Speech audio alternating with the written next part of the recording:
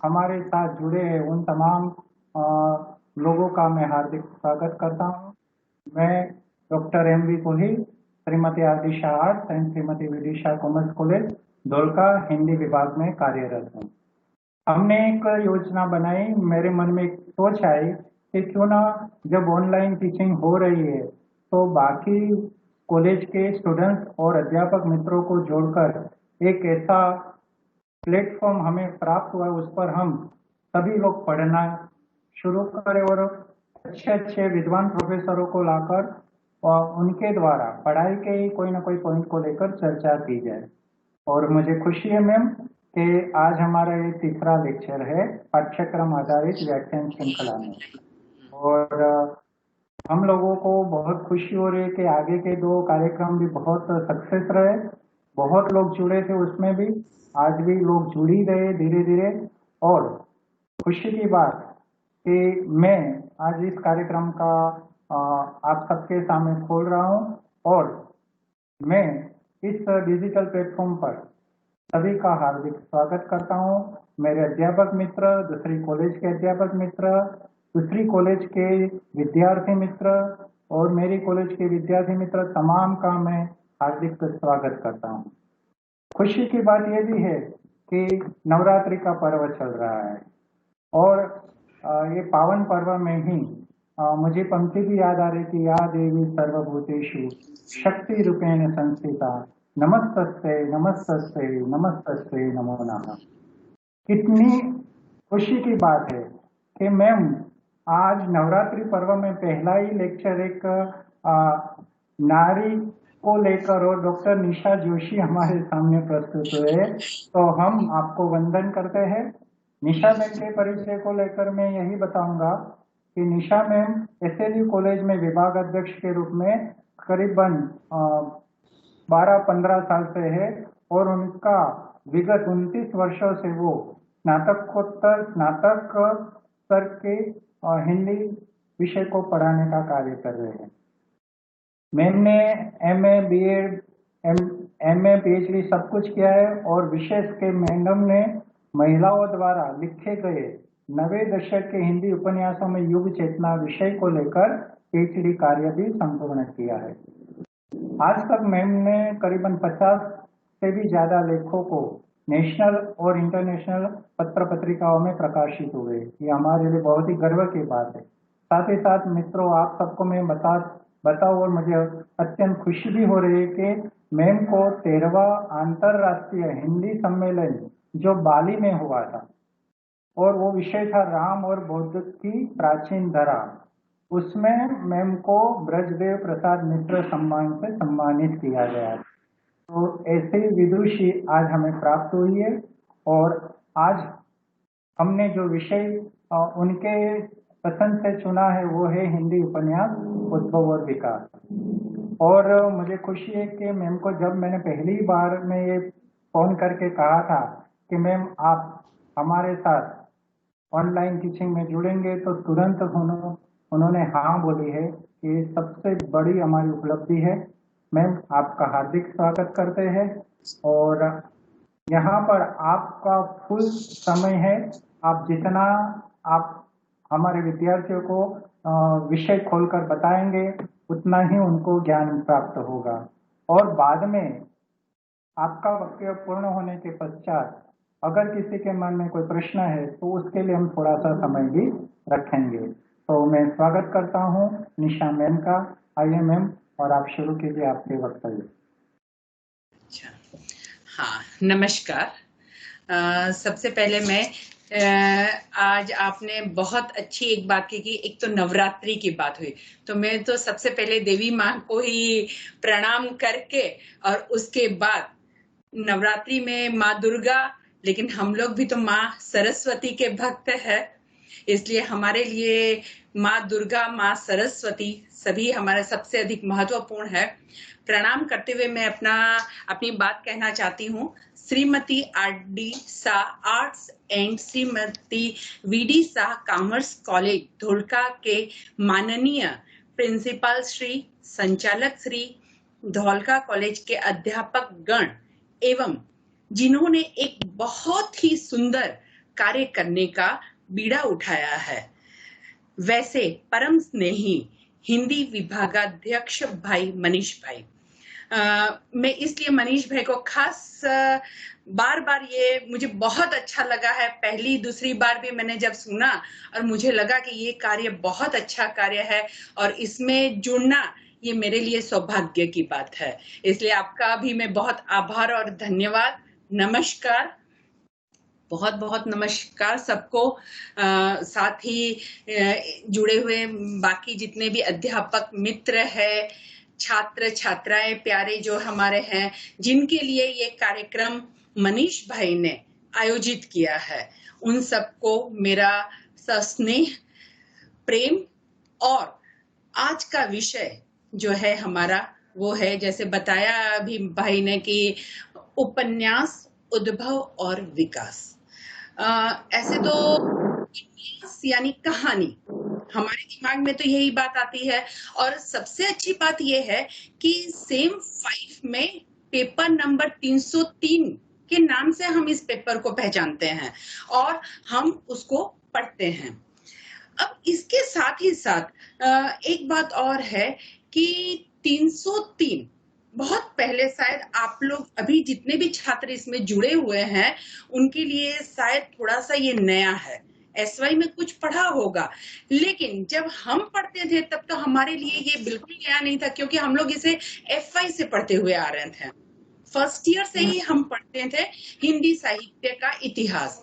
तो उसमें किसी भी चीज को, किसी भी बात को, जैसे कि आधुनिक हिंदी गद्य का इतिहास को अच्छी तरह से समझने के लिए, कोई भी बात समझने के लिए हमें थोड़ा उसका पीछे जाना पड़ता है, तभी हम फिर आगे बढ़ेंगे। तो हमें अच्छी तरह से, जैसे हम दौड़ने के लिए लॉन्ग जंप करना होता है हमें, तो थोड़ा पहले पीछे जाते हैं और फिर जंप लगाते हैं तो एकदम टारगेट तक पहुंच सकते हैं।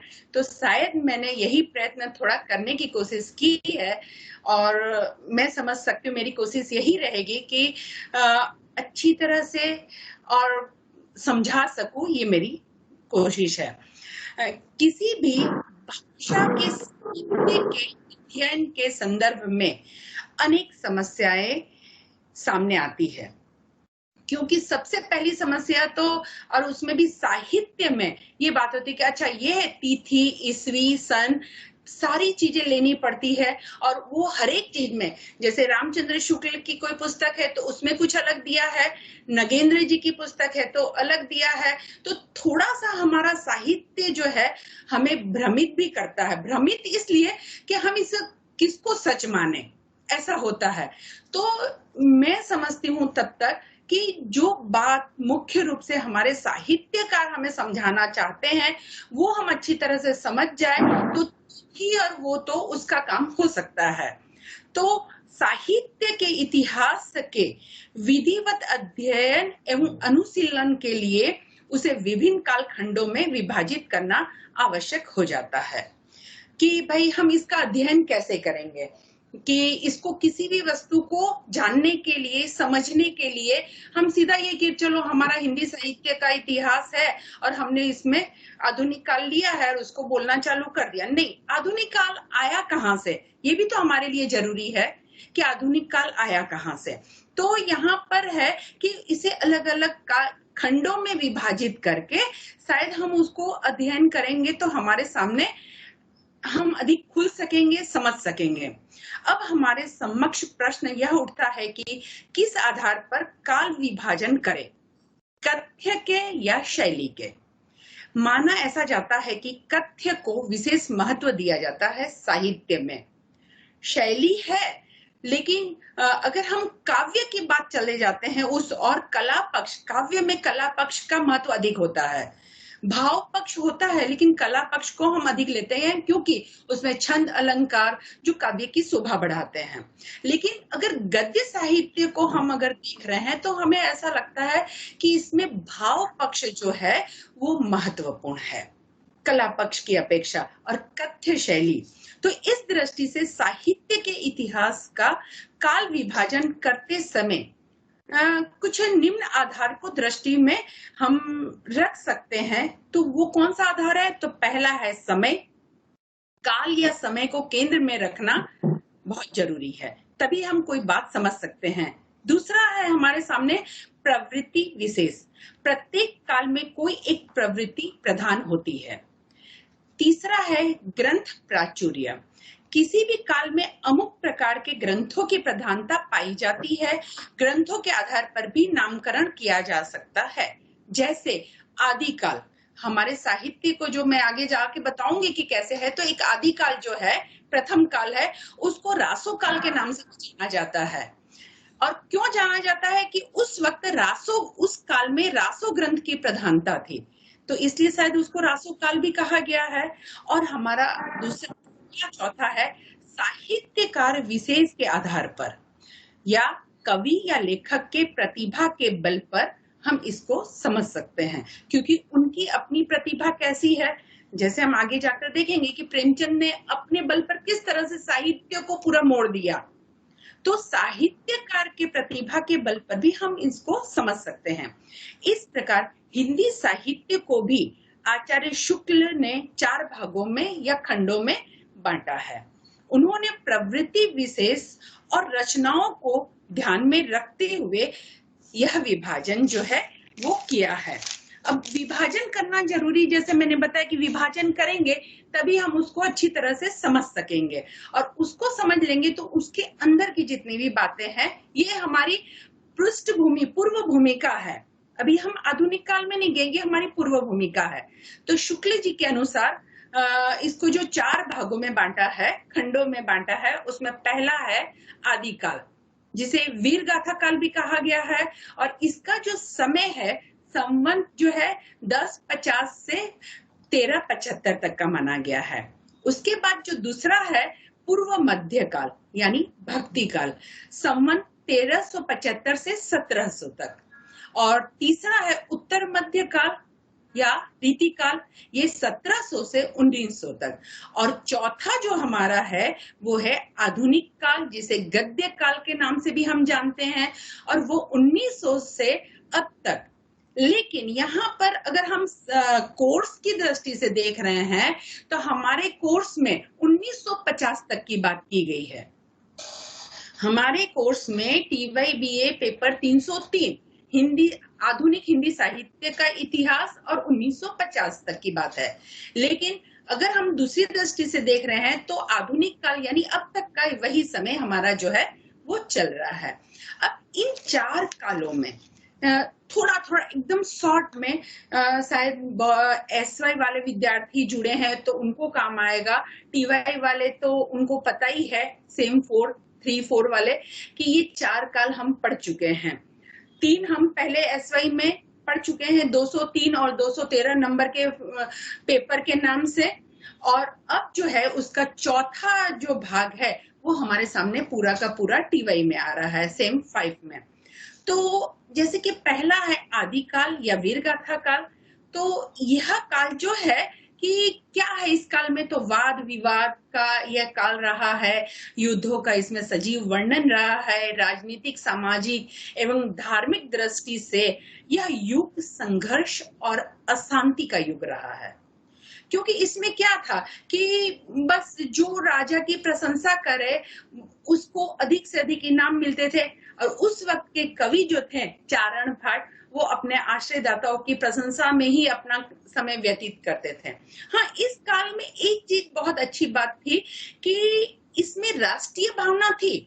उस वक्त छोटे छोटे राज्य मिलकर एक 15-20 राज्य एक हो गया और उसके राजा हो गया, वो उस तरह से अपना शासन चलाते थे। लेकिन यहाँ पर उस वक्त के जो कवि थे ना चारण भट्ट, वो युद्धों का सजीव चित्रण करते थे। क्यों? क्योंकि अगर वो कलम चलाना जानते थे तो उनके अंदर ये गुण भी था कि वो तलवार भी चला सके और युद्ध भूमि में जाते थे। तो ये था उस वक्त की कुछ प्रवृत्तियां। श्रृंगार रस की प्रचुरता थी, क्योंकि उस वक्त ऐसा था कि जहां पर सुंदर स्त्री जहां दिखाई दी और वहां पर प्रशंसा के पुल बांध दिए कवि ने, और उसको प्राप्त करने के लिए कुछ ऐसा समय चल रहा था, तो ऐसा सब कुछ था। और कुछ ऐतिहासिकता की बात यहाँ पर भी आती है, तो ऐतिहासिक जो उसका रूप है, उसका सत्य, इतिहास का सत्य रूप हमें इसमें बहुत कम मिला है। वो आदि काल या वीरगाथा काल में। और ये काल तो पूरा नामकरण की समस्या से भरा हुआ है। किसी ने अपभ्रंश कहा, किसी ने चारण काल कहा, किसी ने रासो काल कहा, अलग अलग काल, लेकिन वीरगाथा काल या आदि काल के नाम से हम अधिक प्रचलित है। इसके बाद हमारे सामने जो है वो आया भक्ति काल, दूसरा जो काल है। और भक्ति काल भी जो है कि इस काल के जो कवि है, जैसे कि आदि काल में जायसी, चंद बरदाई वगैरह जो थे, और यहाँ पर जब भक्ति काल में आते तो कबीर, जायसी, सूरदास, तुलसीदास हमारे सामने आ रहे हैं। और इसके भी हमारे आचार्यों ने जो है कि अध्ययन की सुविधा के लिए भक्ति काल को भी दो भागों में बांट दिया, सगुण भक्ति काल और निर्गुण भक्ति काल। पहले हमें निर्गुण लेना है, फिर सगुण लेना है, पहले ये बोलना है क्योंकि ये आता है हमारे सामने। और उसमें भी ज्ञानाश्रयी शाखा और प्रेमाश्रयी शाखा, इसमें भी आप लोग पढ़ चुके हैं कि कबीर जो है उनका मत कैसा है, प्रेमाश्रय में जायसी जो है वो किस प्रकार के कवि है, ये हम लोग पढ़ चुके हैं। इसलिए इस और मुझे अधिक नहीं जाना है, लेकिन मैं इसलिए इनकी बात करें कि हम शुरू से आगे बढ़ रहे हैं, तब हम अपने चौथे काल जो हमारा आधुनिक काल है वहां पर हम पहुंच सकते हैं। तो निर्गुण में जो है ज्ञानाश्रयी शाखा और प्रेमाश्रयी शाखा दो उसके भाग हो गए। सगुण में भी हमारे सामने सगुण राम भक्ति शाखा और कृष्ण भक्ति शाखा दो आ गए हैं, तुलसीदास और कबीर, सूरदास जी। तो उनके द्वारा जो उन्होंने साहित्य की, उस वक्त का जो साहित्य था वो कैसा था, कुछ अलग था, प्रथम काल से, वीरगाथा काल से अलग था, क्योंकि वहां पर भक्ति की जो भावना है वो हमारे सामने देखने को मिल रही है। प्रकृति, उस भक्ति काल में भी पहले जो निर्गुण है वहां पर भक्ति की बात कुछ अजीब आ रही है, क्योंकि मूर्ति पूजा का तो विरोध किया है कबीरदास जी ने। उन्होंने तो कहा है कि अगर आप मूर्ति की पूजा कर रहे हैं तो उससे अच्छा है कि चक्की की पूजा करो, ताते भली ये चाकी पीस खाए संसार। तो ये सारी जो विरोधाभास है, तो लेकिन फिर भी हमारे साहित्य को, मुझे ऐसा लग रहा है कि इन सब के अध्ययन करने के बाद, इन सब का, कि इनके द्वारा ही हमारा हिंदी साहित्य जो है वो समृद्ध हो सका है। और इसके बाद जैसे राम भक्ति में तुलसीदास जी ने लिया कि राम के बाल स्वरूप का वर्णन किया है, उसके बाद कृष्ण भगवान का सूरदास जी ने चित्रण किया है, कुछ श्रृंगार रस इसमें प्रधान है। कृष्ण भगवान को नायक के रूप में जब हम रीति काल में जाके देख रहे हैं कि यहाँ पर तो चलो हम परम पूजनीय मान रहे हैं, वैसे ही तुरंत हम तीसरे रीति काल में चले जाते हैं, तो वहां पर भी रीति काल में भी क्या हो रहा है कि इसको भी तीन अलग अलग भागों में बांट दिया है, रीतिबद्ध, रीति मुक्त और रीति सिद्ध। यहाँ पर दो बात तो हमारे सामने बहुत स्पष्ट है कि रीतिबद्ध और रीति मुक्त कवि कहाँ आ रहे हैं कि जो पहले आदि काल के विचारधारा के कवि आ रहे हैं, जो बंधी बंधी आई परंपरा को लेकर चल रहे हैं, और दूसरे में आ रहे हैं रीति मुक्त जिन्होंने अपने विचार को प्रकट करने की कोशिश की है। कुछ ये बात हमारे सामने है। और रीति सिद्ध जो है कि जिन्होंने अपने विचार को अधिक से अधिक रखा है, लेकिन कुछ बंधी बंधाई परंपरा को भी लेकर चलने की कोशिश की है। तो इस तरह से ये तीन काल हमारे सामने आए, और सबसे महत्वपूर्ण काल जो है वो है अब आधुनिक काल, जो कि अब हमारे सामने, और जिसको हमें इस बार पढ़ना है। तो आधुनिक काल, इस काल को हम गद्य काल के नाम से भी जानते हैं, क्योंकि इसका भारतेंदु जी के काल से गद्य की शुरुआत हम मान रहे हैं। और साथ ही साथ अगर हम थोड़ा सा, मैं अपने विचार प्रकट करूं तो गद्य काल के साथ साथ साहित्य को, हमारे आचार्यों को थोड़ा सा हम वो करते हैं, तो मैंने देखा है कि ईस्ट इंडिया कंपनी, पहले मुसलमानों का शासन था, वो गए, फिर हमारे देश पर अंग्रेज आए, अंग्रेजों ने राज्य किया, और अंग्रेज के आने के बाद अब अंग्रेजों को तो अपना धर्म यहाँ पर स्थापित करना था, तो कैसे करें, तो उसके लिए तो अंग्रेजी सबको आनी जरूरी है, लेकिन वो तो नहीं आए। तो उस वक्त उन्होंने जो है कलकत्ते में ईस्ट इंडिया कंपनी की स्थापना की, और वहां पर हमारे कुछ आचार्यों को, सदा सुखलाल, लल्लूलाल, ऐसे जो हमारे आचार्य है, उनको वहां पर उन्होंने लिया और अंग्रेजी साहित्य का हिंदी में अनुवाद आरंभ किया। अनुवाद की जो प्रक्रिया है वो उन्होंने शुरुआत वहां से हम देख रहे हैं। और इसका एक ही लक्ष्य था उस वक्त अंग्रेजों का, कि अपने ईसाई धर्म का प्रचार और प्रसार कर सके। यहाँ पर एक चीज मैं और भी कहूंगी कि जैसे गद्य का आधुनिक काल जो है 19वीं सदी का काल है, इसे हम गद्य काल के नाम से जान रहे हैं, लेकिन इसकी शुरुआत ऐसे अगर हम देखते हैं तो 1857 की जो क्रांति है ना, सैनिक क्रांति, वहां से ही इसकी शुरुआत हो चुकी थी। और इससे भी पहले हम अगर देख रहे हैं तो लग रहा है कि ये बहुत पहले गद्य का आरंभ हो चुका था। लेकिन हम लोग जो ईसवी सन दृष्टि को लेकर चल रहे हैं, तब ऐसा लगता है कि आधुनिक काल जो है वो गद्य का काल है। तो यहाँ पर किसी भी भाषा के साहित्य के साथ आधुनिक शब्द का प्रयोग उस साहित्य की उन अनेक विशेषताओं की ओर संकेत करता है जो उसे अपने पूर्व युगीन साहित्य से अलग करती है। ये विशेषता तो हमारे लिए बहुत जरूरी है। विचार, भाव, भाषा, शैली और स्वरूप, हर दृष्टि से इस काल के साहित्य में कुछ ऐसे विशिष्ट परिवर्तन परिलक्षित होते हैं जो उसे उत्तर मध्यकालीन यानी रीतिकाल साहित्य से अलग हटकर एक नवीन धरातल पर ला खड़ा करते हैं। यहाँ पर ये हम लोगों को हर एक काल के साहित्य की कुछ एक विशेषताएं हैं। इस नवीन धरातल से ही गद्य की अनेक विधाओं का जन्म हुआ। जैसे कि भारतेंदु युगीन, द्विवेदी युगीन तो है ही है, ये शायद हम सेम 6 में पढ़ेंगे, लेकिन उससे पहले इस बार सेम 5 में हमारे सामने गद्य विधाएं हैं कि भाई हमें गद्य विधाओं का अध्ययन करना है। तो इस विधाओं के इस नवीन धरातल से ही गद्य की अनेक विधाओं का जन्म हुआ। और उन विधाओं में कौन है, तो कहानी, उपन्यास, नाटक, एकांकी, निबंध, आलोचना, संस्मरण, रेखाचित्र, आत्मकथा आदि। तो ये इतनी विधाएं हमारे सामने है। और आज जो है हम यहाँ पर गद्य की सबसे सशक्त विधा उपन्यास के उद्भव और विकास के बारे में थोड़ी सी चर्चा करेंगे। मैं समझ सकती हूँ कि ये हमारे लिए जो है ये गौरव की बात है कि हम आज समूह में इसकी जो चर्चा करने की कोशिश कर रहे हैं वो करने के लिए यहाँ पर एकत्रित हुए हैं। और बीच में मैं एक बात और बता देना चाह रही हूँ मनीष भाई के लिए, ये जो मुझे पहले कहना चाहिए था कि मनीष भाई ने हिंदी का वो एक, ये जैसे हम भगवान की सेवा करते हैं ना, तो शायद मुझे ऐसा लग रहा है ये एक हिंदी भाषा की सेवा है जिसके लिए हम भारतवासी जी रहे हैं।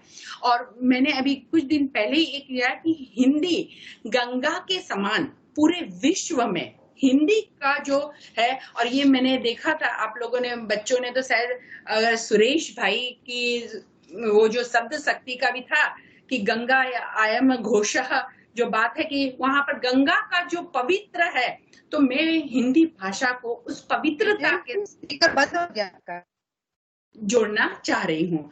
और उस हिंदी गंगा के समान है और उसे पूरे विश्व में जो फैलते हुए हम देख रहे हैं कि अब वो हिंदी जो है वो गंगा सागर का रूप ले रहे हैं। तो ये हमारे लिए बहुत ही गौरव की बात है और इसके लिए मनीष भाई को बहुत बहुत धन्यवाद। अच्छा, अब जो है कि आधुनिक हिंदी गद्य का विकास, उस पर हम आ रहे हैं। 1950 तक की बात हमको करनी है। देखते हैं समय के साथ हम कितना आगे बढ़ सकते हैं।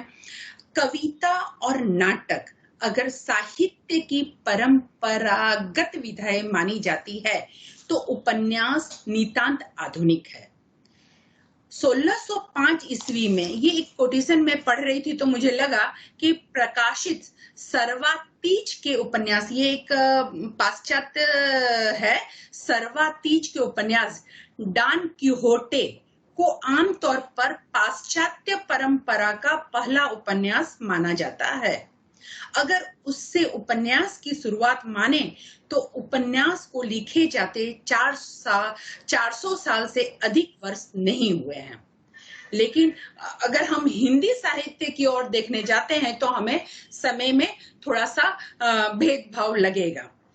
लेकिन आज उपन्यास का जो रूप हमारे सामने है विधा के रूप में, उसकी पहचान 18वीं शताब्दी के यूरोप में बनी थी। हमारे भारत में हम लोग इसको 19वीं शताब्दी में ले रहे हैं। उपन्यास आधुनिक गद्य साहित्य की सर्वाधिक सशक्त एवं लोकप्रिय कथा प्रधान विधा है। उपन्यास विस्तृत एवं विशाल है। इसमें जीवन जगत की संपूर्ण अवस्थाओं और भावों की अभिव्यक्ति आसानी से हो सकती है। इसके माध्यम से जीवन का समग्र चित्र हमारे सामने स्पष्ट होता है। इसलिए उपन्यास को महाकाव्यात्मक गद्य विधा भी कहा गया है। महाकाव्यात्मक गद्य विधा, ये मुझे बहुत अच्छा शब्द लग रहा है। मैं हमेशा अपने बच्चों से भी कह रहे हैं कि काव्य में तो महाकाव्य है, लेकिन उपन्यास में भी अगर हम किसे कहें इसका नाम, तो हम उपन्यास को, गद्य साहित्य में उपन्यास को महाकाव्य के रूप में देख सकते हैं। उपन्यास शब्द का प्रयोग संस्कृत ग्रंथों में भी मिलता है। आज का उपन्यास शब्द शुरुआत थोड़ी सी, इसमें अधिक नहीं जाना है क्योंकि इसको आप लोग भी पढ़ोगे, लेकिन अंग्रेजी के नावल शब्द का पर्याय है, इसलिए कहना जरूरी है कि उद्भव और विकास देख रहे हैं। इसलिए हिंदी का यह उपन्यास शब्द दो शब्दों से मिलकर बना है, उप प्लस न्यास। उप का अर्थ है समीप, न्यास का अर्थ है रखना, अर्थात जीवन को निकट रखना। उपन्यास में मानव जीवन जितना निकट रहता है उतना किसी विधा में नहीं। यहाँ पर बीच में उपन्यास और कहानी तो हम लोग ऐसा कहते हैं ना कि दादा दादी के बचपन से हम लोग कहानी सुनते आ रहे हैं, तो कहानी का ही ये विस्तृत रूप जो है उपन्यास है, ऐसा मैं सोचती हूँ। मेरी अपनी भी सोच कुछ इस तरह से है। उपन्यास में जीवन के विभिन्न पक्षों का विस्तृत वर्णन करके उन्हें अधिक निकट रखने का प्रयत्न किया गया है। उपन्यास के लिए अंग्रेजी में नावल शब्द का प्रयोग है। नावल शब्द इटालियन शब्द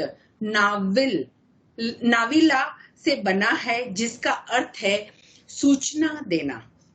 अंग्रेजी नावल शब्द का और एक अर्थ भी है नवीनता, कुछ नया। कहानी के बाद अगर हमारे सामने उपन्यास आ रहा है तो वो किस तरह की विधा है, उसमें कुछ नया होना चाहिए। तो यहाँ पर इस अर्थ को भी हम ले सकते हैं, नवीनता।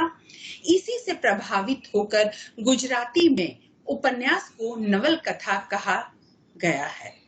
मराठी में इसे कादम्बरी कहते हैं और बंगला में उपन्यास। इस प्रकार उपन्यास शब्द का अर्थ अलग अलग भाषाओं में अलग अलग है, लेकिन उसके तत्व और स्वरूप जो है वो समान है। पाश्चात्य एवं भारतीय विद्वानों ने उपन्यास को परिभाषित करने का भरसक प्रयास जो है और प्रयत्न किया है। एक दो परिभाषाएं जो है कि जैसे कि पाश्चात्य समीक्षक की जो है भाषा है, परिभाषा है, जैसे जेबी प्रिस्टले के अनुसार उपन्यास काल्पनिक पात्रों और घटनाओं से लैस गद्य कथा है। इसे जीवन का एक बड़ा दर्पण कहा जा सकता है। अर्नेस्ट ए बेकर जो दूसरे पाश्चात्य समीक्षक है, उन्होंने क्या कहा है, उपन्यास को हम कल्पित आख्यान के माध्यम से की गई जीवन की व्याख्या कह सकते हैं। कि ये सारी परिभाषाओं को देखते हुए हमें लग रहा है कि हर तरह से जीवन के साथ, हमारे जीवन के साथ जुड़ा हुआ है ये उपन्यास, ये गद्य विधा। अब कुछ भारतीय आचार्यों में, जैसे कि मैंने एक बहुत कम लिए हैं, जैसे कि डॉक्टर श्याम सुंदर दास जी ने कहा है, उपन्यास मनुष्य के वास्तविक जीवन की काल्पनिक कथा है। ये कल्पना शब्द है ना, उसका मैं कुछ कहने वाली हूँ बाद में, लेकिन ये पहले हम कर लेते हैं कि उपन्यास मनुष्य के वास्तविक जीवन की काल्पनिक कथा है। और दूसरे हमारे हैं प्रेमचंद जी, कि उन्होंने कहा है, मैं उपन्यास को मानव चरित्र का चित्र मानता हूँ। मानव चरित्र पर प्रकाश डालना और उसके रहस्यों को खोलना ही उपन्यास का मूल तत्व है। यानी जितनी भी परिभाषाएं हम लोगों ने यहाँ पर देखी दो चार, वो सारे हम मनुष्यों के साथ, मानव के साथ जुड़कर ही बात कर रही है। यानी कि गद्य साहित्य की ये विधा उपन्यास जो है वो मानव से जुड़ी हुई बात हमें कह रही है। इसलिए कहा है उपन्यास मानव जीवन की एक काल्पनिक कहानी है जिसमें सामाजिक जीवन का चित्रण यथार्थ रूप में चित्रित किया जाता है। इसलिए हमें यह मान लेने में संकोच नहीं करना चाहिए कि हिंदी उपन्यास का जन्म आधुनिक युग में अंग्रेजी के प्रभाव स्वरूप ही हुआ है।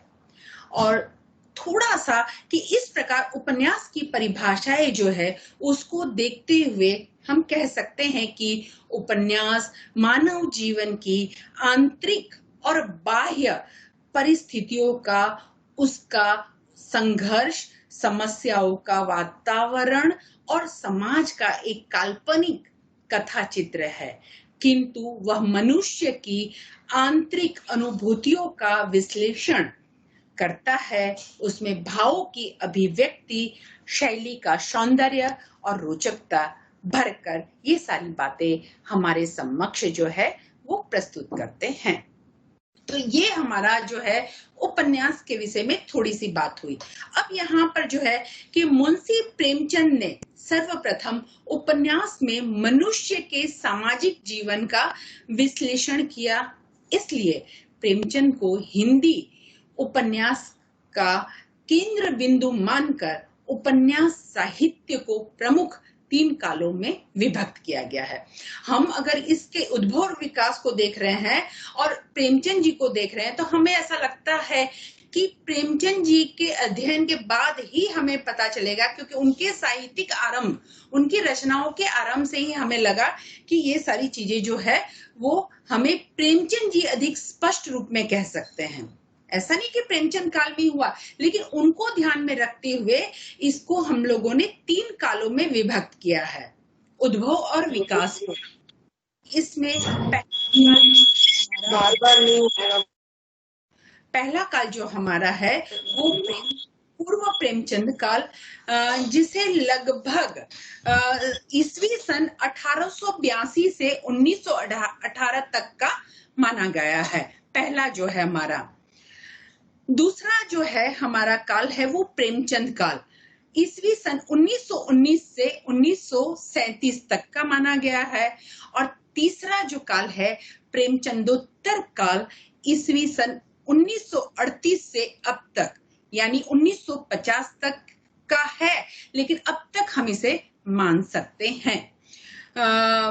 तो इस तरह से ये 3 काल खंडों में हम उपन्यास के उद्भव और विकास के बारे में थोड़ा सा देखेंगे।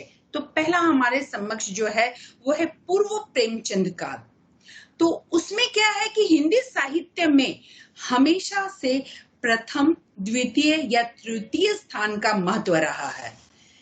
और ये महत्व क्यों है, और इसके साथ ही काल क्रम की मर्यादा का भी ध्यान रखना ही उतना जरूरी है। और इसीलिए आवश्यक है कि इस कारण पूर्व प्रेमचंद काल में हिंदी में प्रथम उपन्यास होने का सौभाग्य किसे दिया जाए। हम लोग जब पढ़ते हैं, हम अपने बच्चों को भी कहते हैं कि भाई ये पहली कहानी है, ये पहला उपन्यास है, ये पहला नाटक है। तो क्या है कि और फिर हम MCQ के रूप में उसको पूछते भी है। तो इसीलिए ये सब चीजें भी जानना बहुत जरूरी है कि पहला उपन्यास का सौभाग्य किसे प्राप्त होगा। तो इस संबंध में इतिहासकारों में एक मतता नहीं है।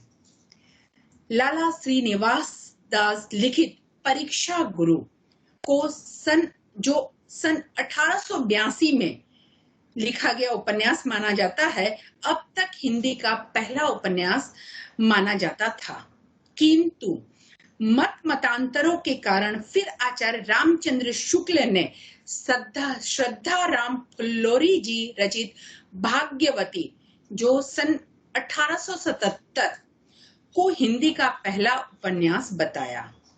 यह एक उपदेश प्रधान सामाजिक उपन्यास है, परीक्षा गुरु पाश्चात्य ढंग पर लिखा गया उपन्यास है।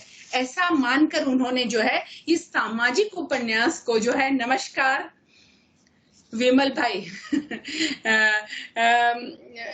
ढंग पर लिखा गया जो परीक्षा गुरु है वो पाश्चात्य ढंग यानी कि पाश्चात्य परिवेश जो है उसके अंदर हमें दृष्टिगत हो रहा है, ऐसा लग रहा है।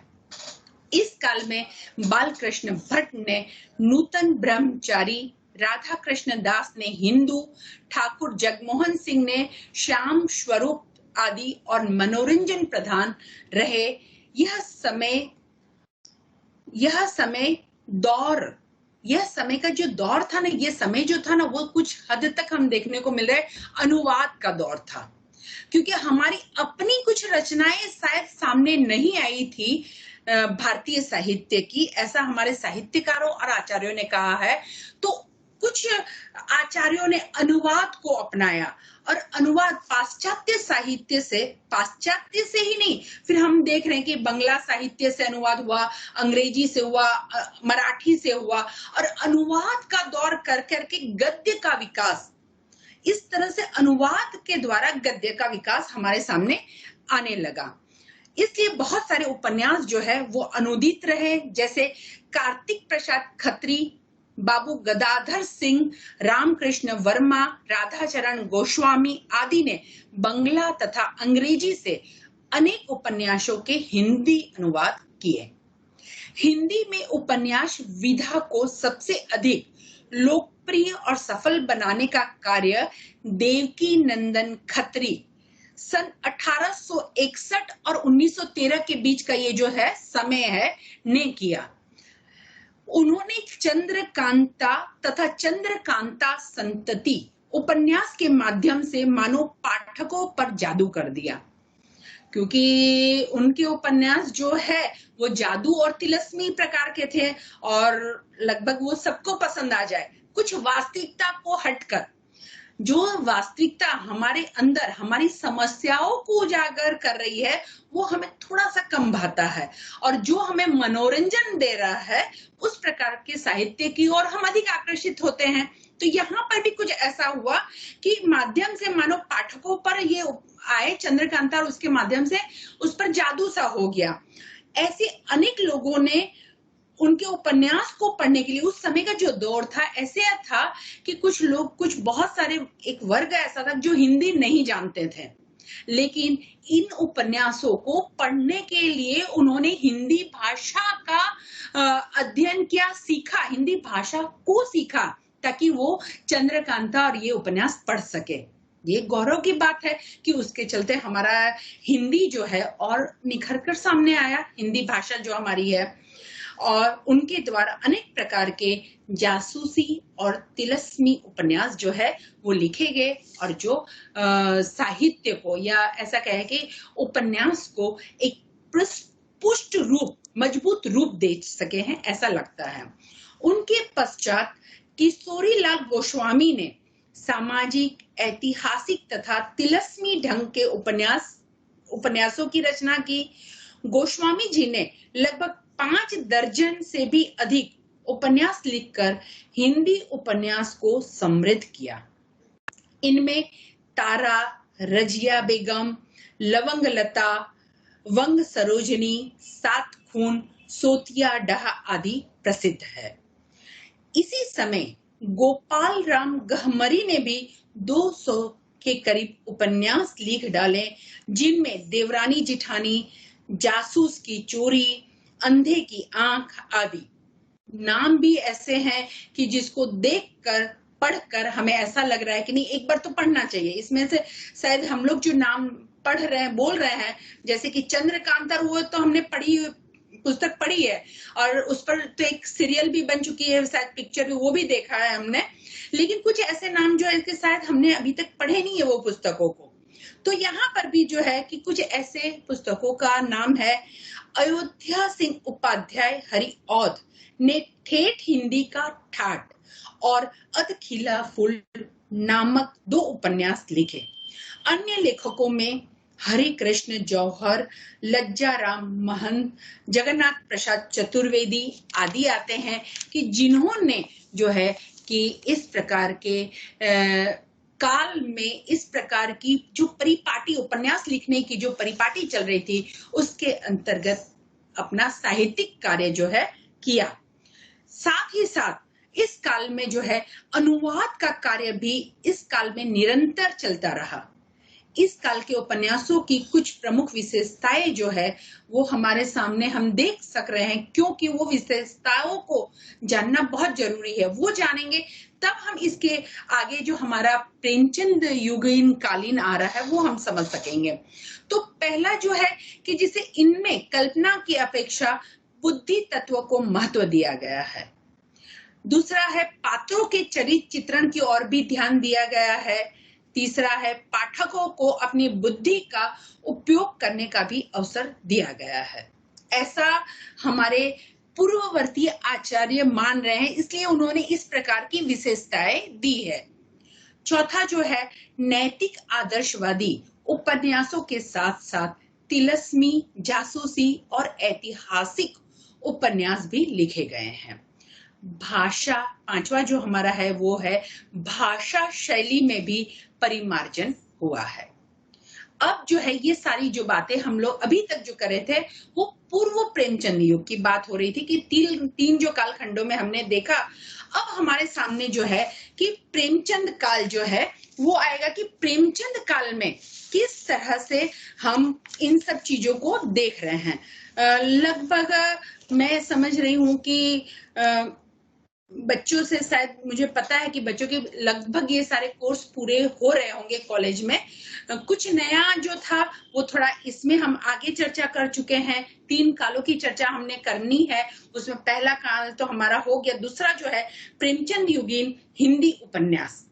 अब यहाँ पर प्रेमचंद युगीन, क्योंकि अगर मुझसे पूछा जाए, मुझे लग रहा है कि हिंदी साहित्य में जो परिवर्तन आया है सबसे अधिक महत्वपूर्ण वो प्रेमचंद जी के द्वारा ही आया है। क्यों? क्योंकि आज भी हम उनकी जो कहानियां पढ़ते हैं ना, उनके उपन्यास पढ़ते हैं, तो हमें ऐसा लग रहा है कि वो सारी घटनाएं जो है वो हमारे आसपास ही घटित हो रही है। आसपास के घरों में अगर हम झांकने की कोशिश करते हैं तो उसी घरों में से ये सारी बातें हमारे समक्ष आ रही है। क्योंकि अगर हम ये बातें, ये उनकी कहानियां, उनके उपन्यास कब लिखे गए हैं, तो उनका जन्म 1980 में हुआ था, उनकी मृत्यु 1880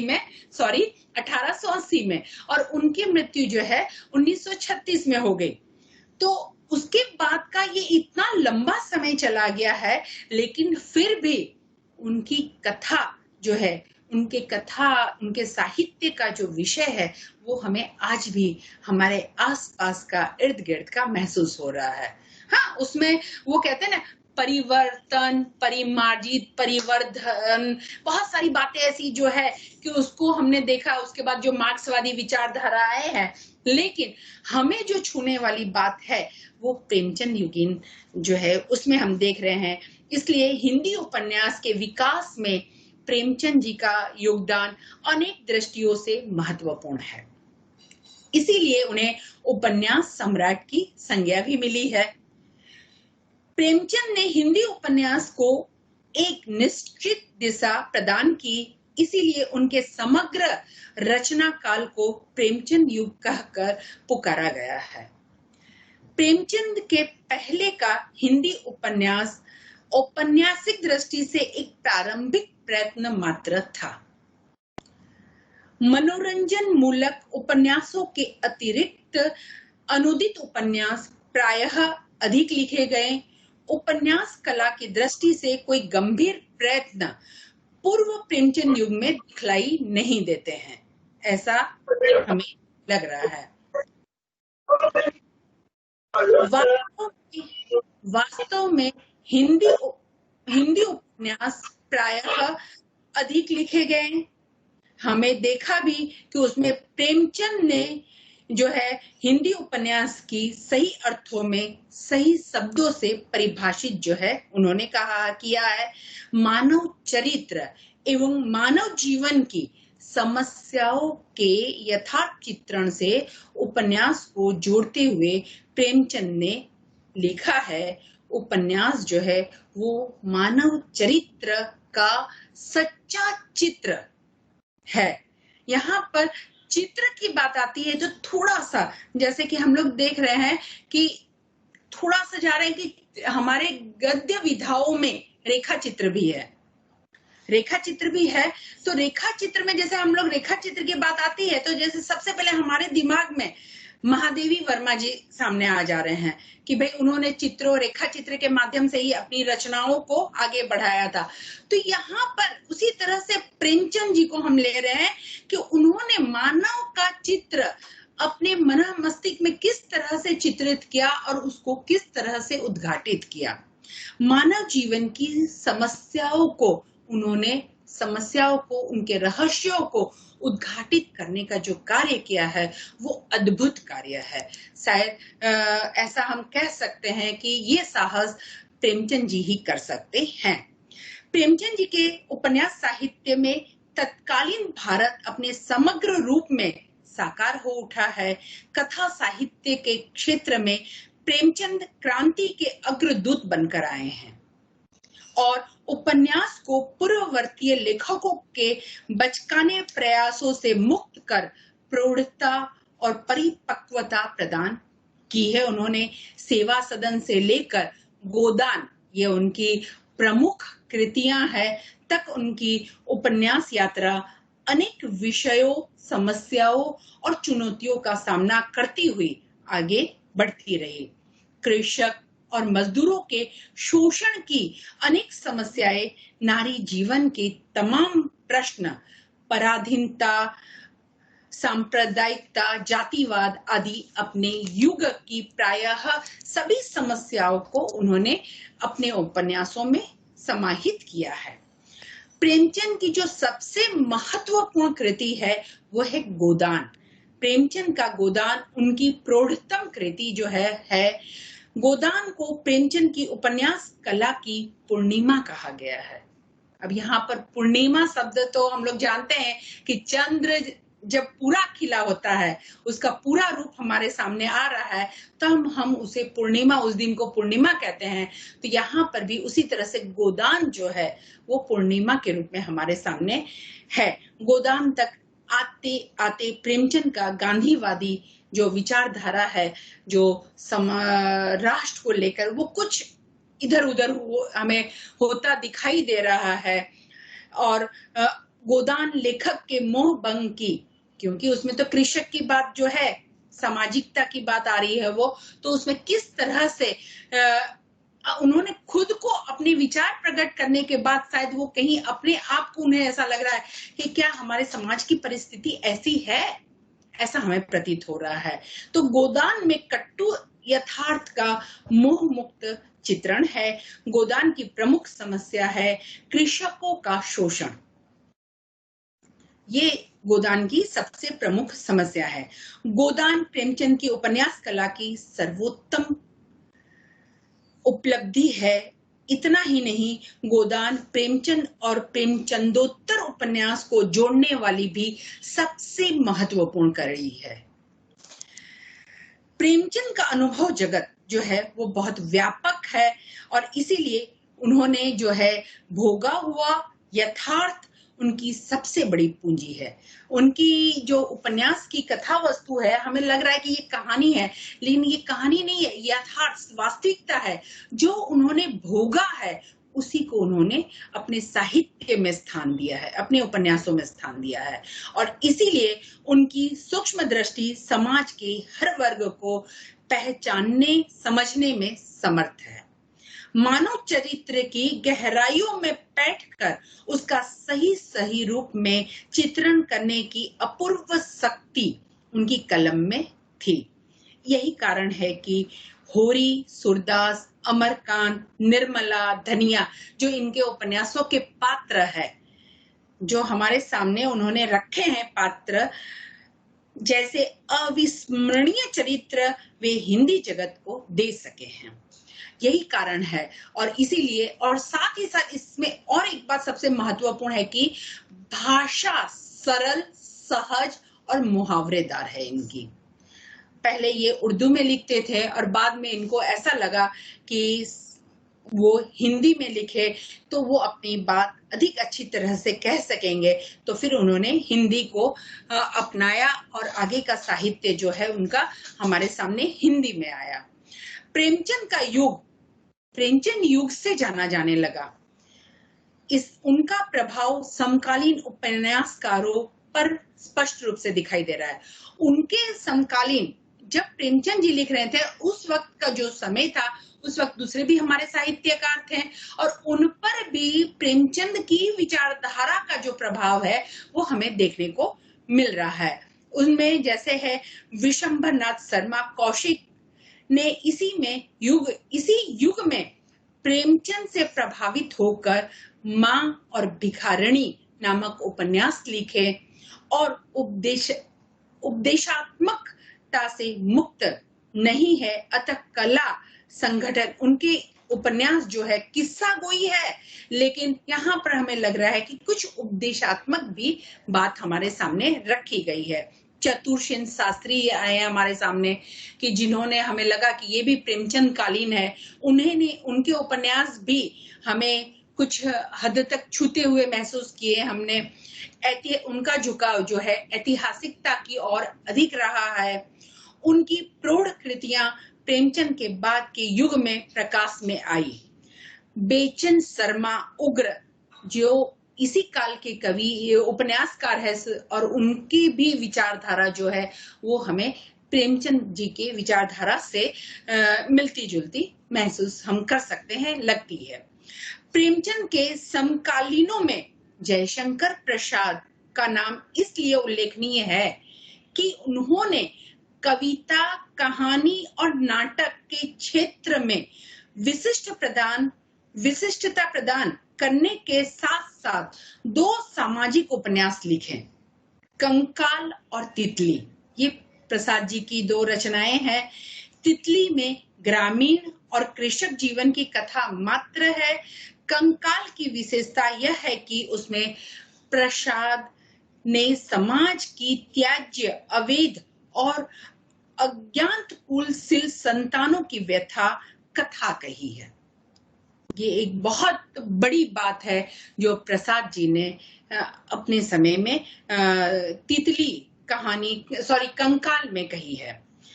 विषय यथार्थवादी है किंतु दृष्टिकोण रोमांटिक और भाषा अलंकरण युक्त होने के कारण प्रसाद भी इस विधा में अपना कोई निश्चित, हमें ऐसा लग रहा है क्योंकि उन्होंने जो क्या कि स्थान इसलिए नहीं बना सके कि उन्होंने जो है थोड़ा सा वो कहते हैं ना कि एकदम सरल भाषा में लीपा पोती वाली बात आ जाती है, वो उन्होंने शायद थोड़ी सी, हमें कहीं कहीं लगता है कि एकदम लीपा पोती की बात आ जाए तो वास्तविकता कुछ दब सी जाती है।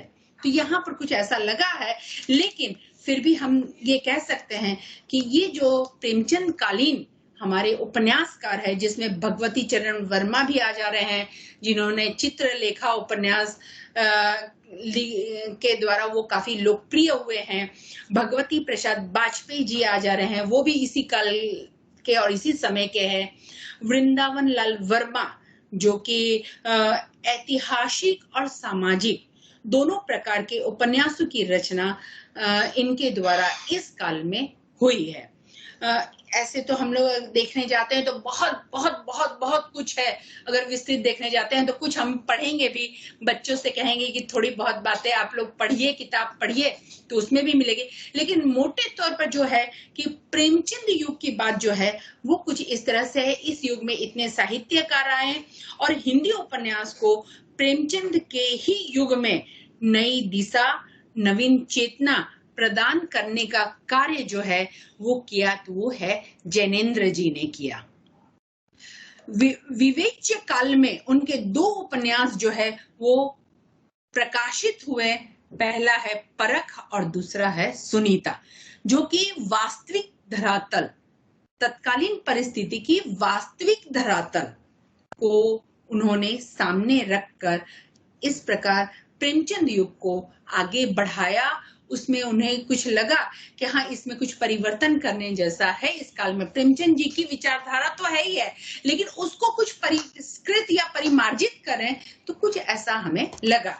और कुल मिलाकर प्रेमचंद युग हिंदी उपन्यास की प्राण प्रतिष्ठा का युग हम कह सकते हैं। प्रेमचंद ने उपन्यास कला के धरातल पर प्रतिष्ठित कर उपन्यास को कला के धरातल पर प्रतिष्ठित कर उसे मनोरंजन से मुक्ति दिलाई। मनोरंजन का साधन न मानकर उसको जीवन में उतारने का, उसमें जो कही बात है उसको जीवन में उतारकर उसके समाधान के लिए प्रयत्न करने की कोशिश के लिए उन्होंने अपनी बात जो है वो रखी। तो इस तरह से ये हमारा प्रेमचंद युग हुआ।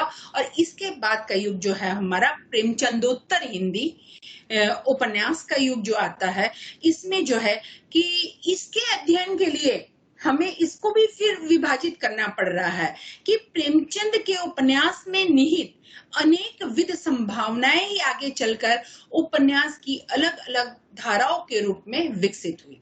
और वो धाराएं कौन सी है, तो जैसे हम लोग आज पढ़ रहे हैं कि भाई ये सामाजिक उपन्यास है, ये मनोवैज्ञानिक उपन्यास है, ये धार्मिक उपन्यास है, ये ऐतिहासिक। तो इस प्रकार के उपन्यास के नाम से हमें यहाँ पर मिला कि पहला जो हमारे सामने आ रहा है कि मनोवैज्ञानिक उपन्यास।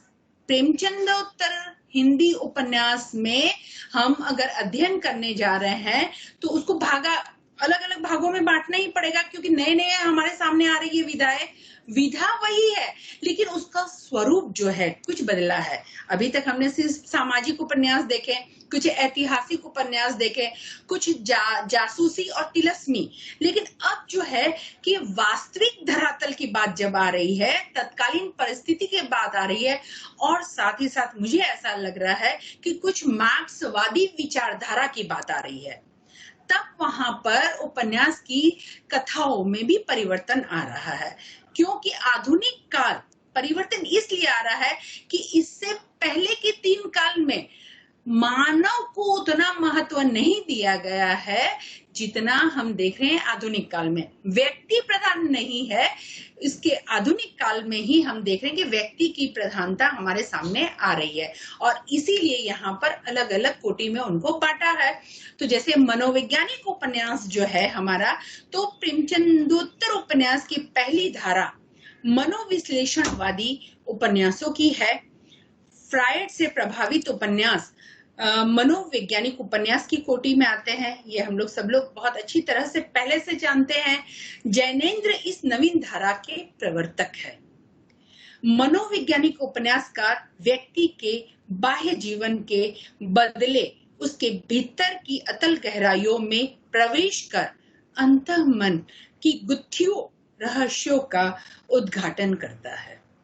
अंतःमन में चलने वाले सूक्ष्म व्यापारों का चित्रण उसका मुख्य उद्देश्य होता है मनोवैज्ञानिक उपन्यासों में। यानी कि ये हमारे लिए बहुत जरूरी है, और तभी हम जो है कि मन की बात समझ सकेंगे। और इसमें शायद मनीष भाई थोड़ा समय अगर बढ़ रहा है तो आप मुझे बोल देना, तो मैं थोड़ा शॉर्ट में करते जाऊंगी।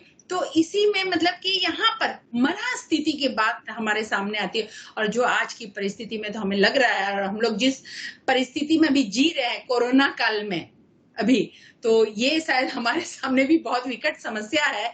तो ये जो है यहाँ पर इसमें त्यागपत्र, कल्याणी, सुखदा जो जैनेन्द्र जी की रचनाएं हैं, इसके द्वारा हम इसको मनोवैज्ञानिक उपन्यास को ले सकते हैं। अज्ञे जी भी हमारे सामने इस काल में आ रहे हैं। उन्होंने भी जो शेखर एक जीवनी उपन्यास के माध्यम से जो मनोवैज्ञानिकता, मनः स्थिति की बात को चित्रित करने की कोशिश की है, ये बहुत ही हमें छू जाती है।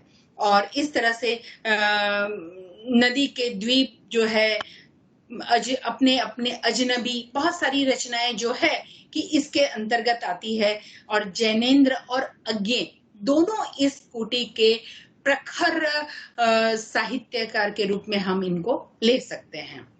इसके बाद अगर हम देखें तो सामाजिक चेतना से अनुप्राणित, सामाजिक चेतना को लेकर जो बात कही गई है, उसमें जो है यशपाल जी हमारे सामने सबसे पहले आ रहे हैं कि उन्होंने यशपाल में एक विशिष्ट धरातल पर गोदान की छाप उनके अंदर है, लेकिन उन्होंने एक अलग बात ये कही है कि उनका जो मार्क्सवादी दृष्टिकोण है वो हमें उनके साहित्य में लक्षित होता है।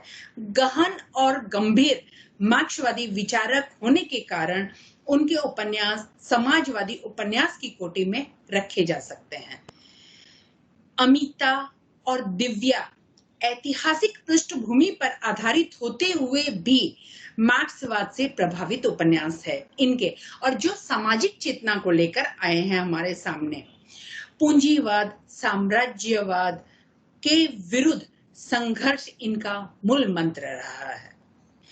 पूंजीवाद और साम्राज्यवाद आ जा रहे हैं जहां पर जिसका विरोध करते हैं तो मार्क्सवादी विचारधारा हम समझ जाते हैं कि वहां पर जनजीवन से संबंधित बात कही गई है, और सत्ताधीन को न लेकर जो सामान्य पीड़ित जनता है उनकी बात जब आती है जहां पर, तो हमारे अंदर ये बात आ जाती है कि ये मार्क्सवादी विचारधारा से प्रेरित है।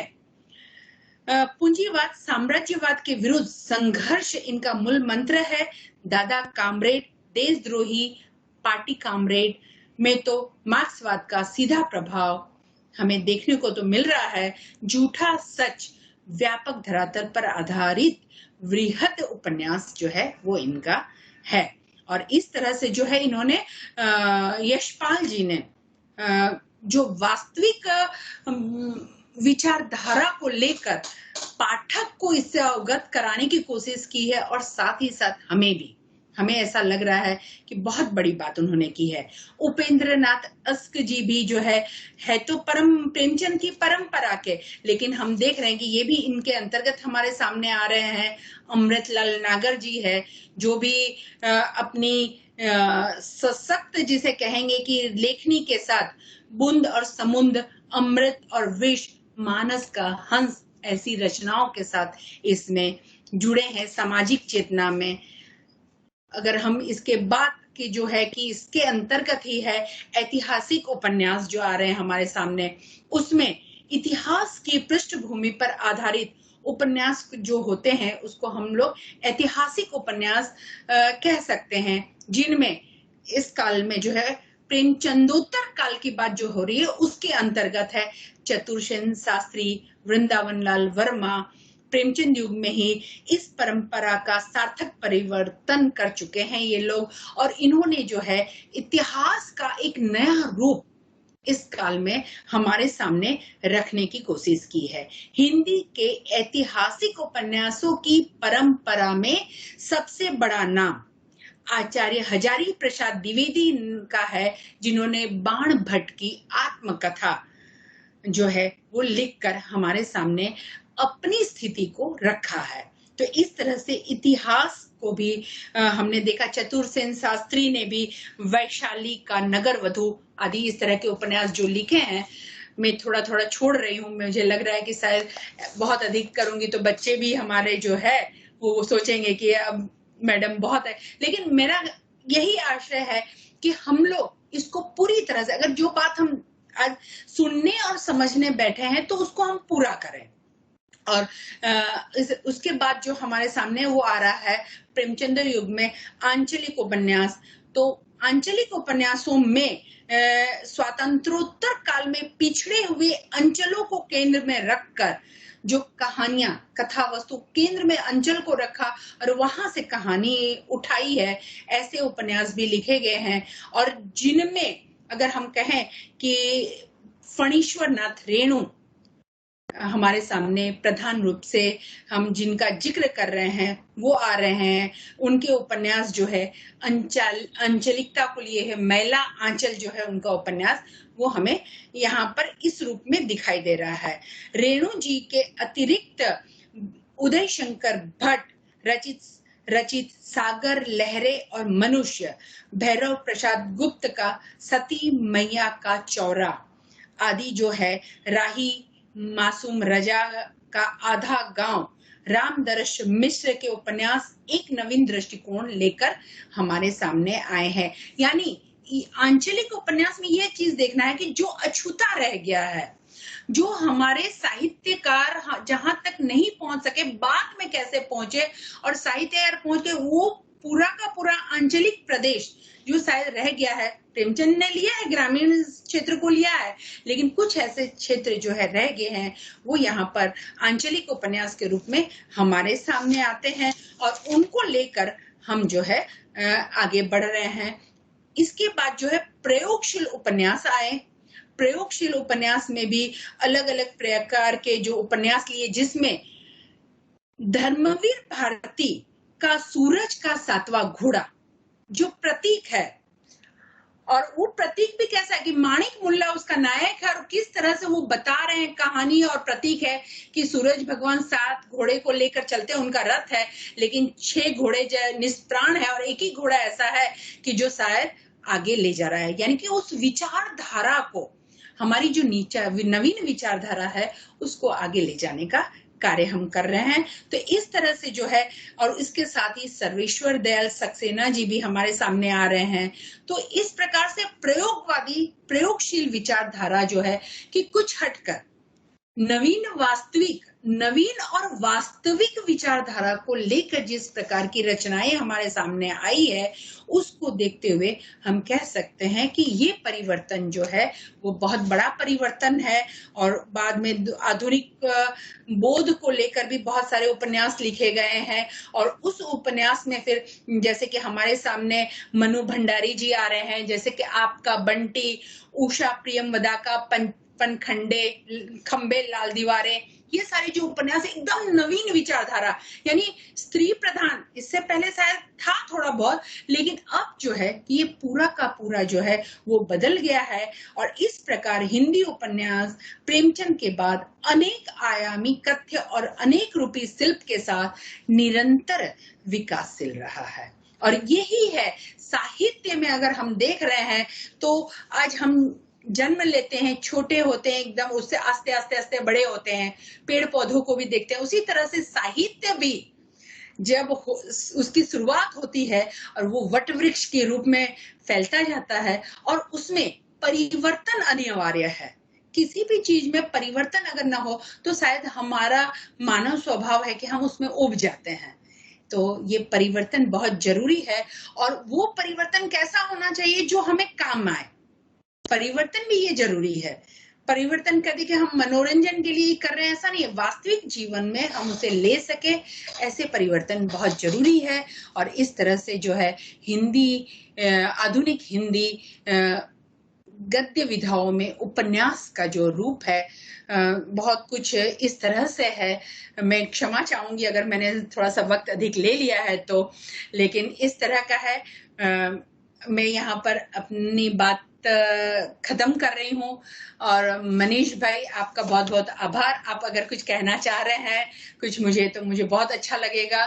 और मैं अंत में कि आपके साथ साथ जितने भी हमारे छात्र छात्राएं हैं उनका आभार, हमारे मित्र अध्यापक गण हैं उन सबका आभार मानना चाहूंगी कि इतनी देर तक मुझे सुना। और सुना इसलिए आभार है कि शायद मैं जो बहुत कुछ अभी और भी मैं कहना चाह रही हूँ शायद मैं स्पष्ट नहीं कर सक रही हूँ, ऐसा लगा हो, कहीं कोई क्षति रहेगी तो मुझे क्षमा करें और उसको मैं सुधारने की भी कोशिश करूंगी। धन्यवाद। मनीष भाई। धन्यवाद मिश्रा मैम। हाँ, आपने शुरू से लेकर अभी तक आपकी मोहक वाणी में इतनी रसमयी चर्चा कर ली है कि हिंदी साहित्य के काल विभाजन को लेकर आप प्रेमचंद पूर्व, प्रेमचंद और प्रेमचंदोत्तर तीनों भाग को लेकर बहुत ही विशेषता और विस्तृत रूप में आपने हमारे विद्यार्थियों को ये जानकारी दी। आधुनिक काल के आरंभ की बात करते हुए आपने 18वीं सदी डायम गोटो का भी उल्लेख करके जो बताया है हमारे विद्यार्थियों को, शायद उनको पहली बार ये नाम भी सुनने में आया होगा। और फिर आपने उपन्यासों में जैसे श्रद्धाराम फुल्लोरी के भाग्यवती से परीक्षा गुरु से लेकर आज तक के धर्मवीर भारती, सर्वेश्वर सक्सेना तक की बातों को ले लिया। मैं ऐसा मानता हूं कि आपके वक्तव्य में वो सारी सामग्री और जानकारी आई है कि हमारे विद्यार्थियों को बहुत कुछ ज्ञान प्राप्त हुआ है। मुझे खुशी है कि आपने आपका कीमती वक्त हमें दिया है। मुझे और ज्यादा खुशी इस बात की भी है कि हमारे अध्यापक मित्र विमल सिंह जी, श्री प्रकाश मिश्र जी, वो भी जुड़े हुए हैं। और आप लोगों से भी मैं सर आपके विचार सुनना चाहेंगे, क्योंकि आप लोग हर बार हमारे उत्साह वर्धन करते हैं। आप आपके विद्यार्थियों को भी हमारे इस कार्यक्रम की लिंक भेजकर हमें सहयोग देते हैं। तो मैं आपका भी आभार व्यक्त करूंगा। और सर, आप जब जुड़े उससे पहले निशा मैम ने बहुत सारी ऐसी अद्भुत बातें बताई जो नितांत आधुनिकता की जो हम बातें करते हैं। तो अनुवाद से शुरुआत जो होती उपन्यास विधा में, बांग्ला उपन्यासों से हमारे हिंदी में बहुत सारे अनुवाद आए जब अंग्रेज भारत में आए थे तब से लेकर। तो आज तक की बात में मुझे पक्का विश्वास भी है कि विद्यार्थियों को बहुत सारी जानकारी मिली। विमल सिंह जी, आप विचार व्यक्त करें, फिर थोड़े से प्रश्न अगर विद्यार्थियों के मन में है तो उसको भी मैं लेकर आ रहा हूँ। मैं तमाम विद्यार्थियों से ये निवेदन भी करता हूँ कि आप अगर बने रहे तो अंत तक बने रहे। मुझे खुशी है, मैं उन सबके नाम भी यहाँ बोलने वाला हूँ क्योंकि मैंने लिखे हैं नाम कि बाहर के विद्यार्थी भी कौन कौन आए और आभार विधि हमारे विद्यार्थी करेंगे तो वो भी आप लोगों को सुननी ही है। तो विमल सिंह साहब, बताइए हमारा ये प्रयोग कैसा लग रहा है आपको? आपका माइक्रोफोन ऑन कर दीजिए सर।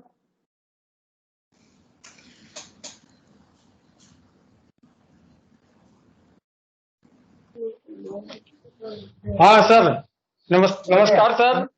सभी अध्यापक नमस्कार। मित्रों, निशा बहन, मनीष भाई, मिश्रा साहब और सभी विद्यार्थी मित्रों को मेरा नवरात्रि की हार्दिक मुबारकबाद देता हूँ। साथ ही मेरा एक प्रश्न मैडम से है और आप विद्यार्थियों को जानकारी, जो एक बात रह गई, प्रेमचंद्र के गोदान कई भाषाओं में अनुवाद हुए हैं और लगभग 100 यूनिवर्सिटी में ये पढ़ाई जाती है। अंग्रेजी के यहाँ पे गुजरात यूनिवर्सिटी के कोर्स में भी अंग्रेजी में गोदान ट्रांसलेशन के पेपर में, अनुवाद के पेपर में है। तो ये बहुत ही गौरव की बात है हिंदी के लिए कि हिंदी के उपन्यास कई भाषाओं में अनुवाद हो और कई यूनिवर्सिटी में भी गोदान पढ़ाई जाती है। और उसी ढंग से हमारे पाठ्यक्रम में भी अब उपन्यास, मान लीजिए 200 पेज, 250 पेज के उपन्यास जो होते, अब बच्चे के पास अब आधुनिक युग में इतना समय नहीं है, तो इसमें भी कुछ परिवर्तन करना होगा। उसकी कि सारा चीज भी आ जाए और बच्चे उससे लाभान्वित भी हो।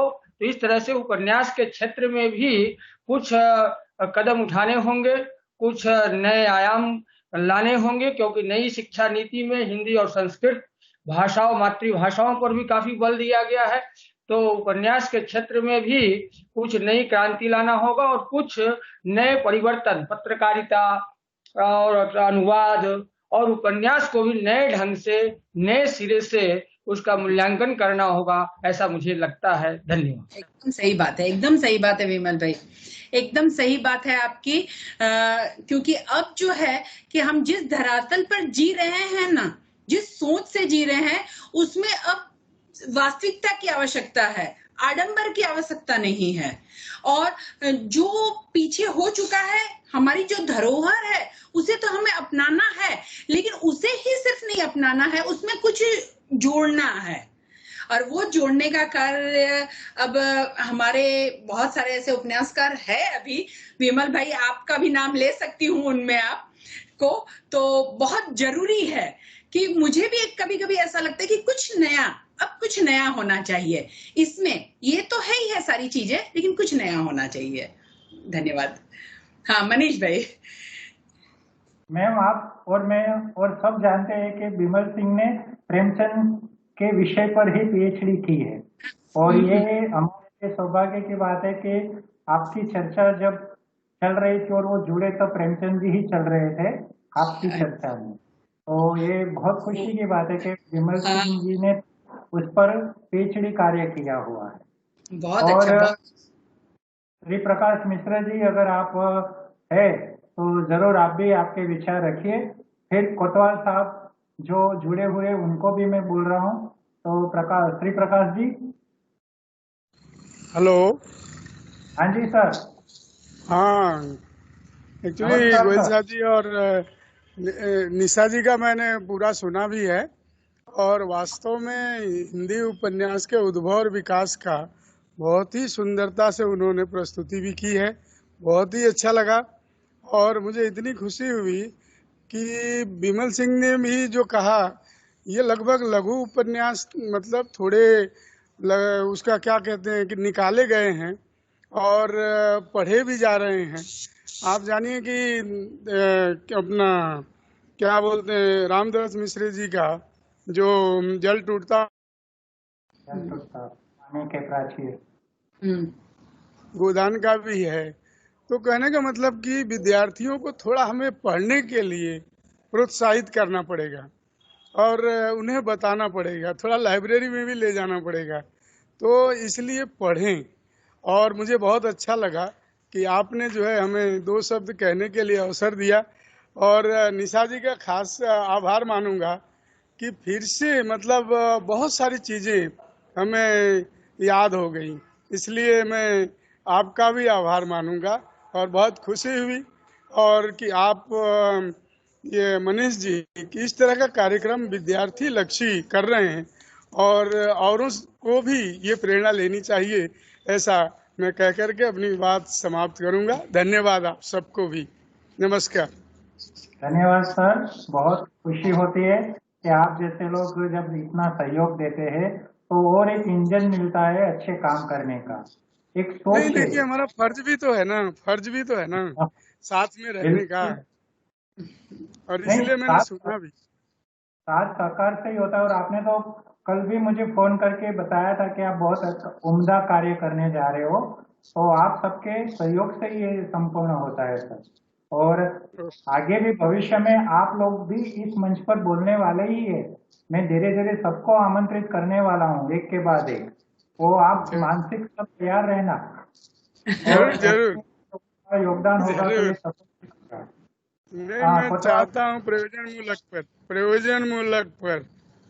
हाँ बिल्कुल बिल्कुल। सबकी जो ठीक मास्टर है है ना सर। वही मैं इनको दे, जो विषय में हाँ, जिनकी मास्टर है, उनको मैं याद करता हूँ कि इस पर ये बोल तो सकते हैं। विमल सिंह जी को नहीं भी नहीं, मैं वही अच्छा भी है। विनती करूंगा कि आप भी मानसिक तैयार रहना, आपका वक्त जल्द आने वाला है। अरे ठीक है सर, कोई बात नहीं, हम तो तैयार रहते हैं हर समय। बतौर सर, अगर आप हाजिर है तो आप भी हमारे इस कार्यक्रम को लेकर दो शब्द कह सकते हैं सर।